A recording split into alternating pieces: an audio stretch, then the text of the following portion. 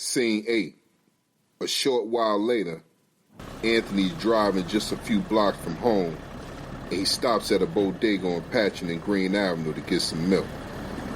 There's no one outside of the store, and just as Anthony closes his door, Big Will, Uncle's homeboy, exits the store, talking to a couple of women.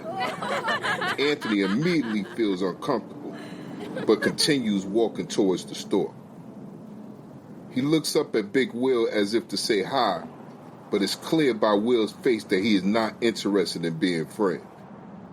Will gives this nigga Anthony the look of death. Anthony really feels like just turning around and going back to his car, but he goes on into the store anyway.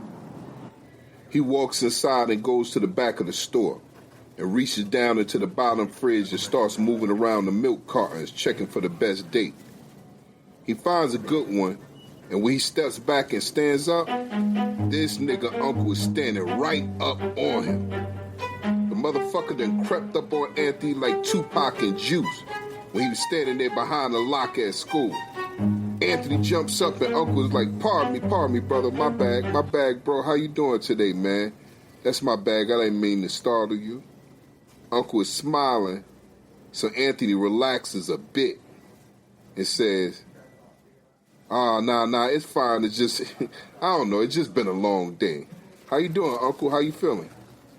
Uncle leans in towards Anthony's side as if to whisper and says, actually, since you asked, not so good. You see, today is my homie Will's birthday, and he is in a bad mood. Because it's bad enough that we both broke this week, and we really can't celebrate his birthday like we want to. But he also angry at me about what happened at your house the other night. Anthony feels real uncomfortable with Uncle being so close to him. He could feel his breath. So Anthony takes a small step back and says, mad about what? Mad about what happened the other night? I thought we were cool. Uncle smirks. Then he says with a big-ass smile, see, what it is, bro, Will think I done got soft since I came home from prison. He feels ashamed of how I handled the situation. Anthony looks puzzled. He's like, oh yeah? I think you handled things great. What did he expect? Suddenly, Uncle reaches into his back pocket and pulls out a huge folded knife. Anthony's frozen in fear. He can't move, he can't breathe, as Uncle unfolds the blade and pushes the point right up against Anthony's belly. Then he leans in to speak directly into Anthony's ear. You see, once upon a time, I would have shoved my blade into your kidneys until you weep like a child and begged me to kill you. All that just because you even looked at my nephew. But he steps back and closes the blade. I'm not like that, man. I told him that, man, you're cool. I said, well, you need to chill out, man. I mean, the brother seems cool. We cool. We cool, right? Anthony's knees buckle with relief. He is shaking. Uncle continues. I said, well, you don't understand people like me. See, he's not a people person.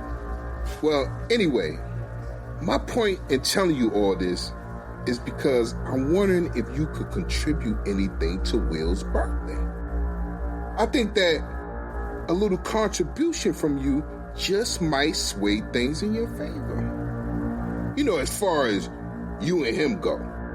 Anthony reluctantly pulls out his wallet, reaches in and hands Uncle a fresh, crisp $100 bill.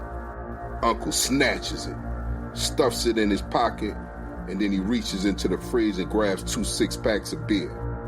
Good looking out, my brother. This is really gonna make Will happy.